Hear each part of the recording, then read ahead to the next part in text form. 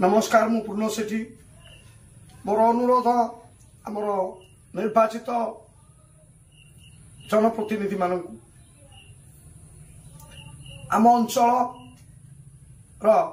समस्या उपरे टिके गुरुत्व दिंतु।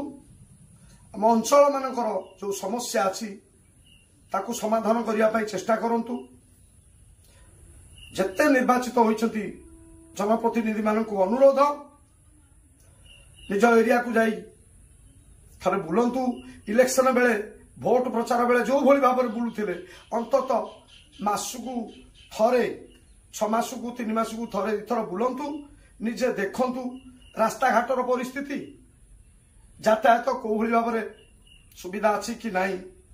श्मशान घाटर नवीकरण आदर्श श्मशान सरकार करथिले सबु जगार ठीक काम होइछि ना नहीं।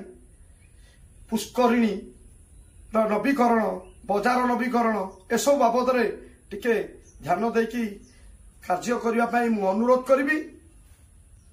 विरोधी दल को अनुरोध करिवि विधानसभा रे निज अंचल असुविधार जहा होची से ऊपर मत रखंतु।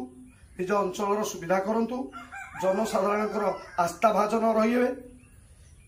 आपण को जनसाधारण बहुत विश्वास सहित भोट दे जिते छाड़ी असुविधा पूरण करने निमंते अंचल प्रकृत मुद्दा बेरोजगारी हो किंबा आमर जेकोसी विषय जहाँ भी अच्छी ताकू पूरण करने को चेष्टा करंतु।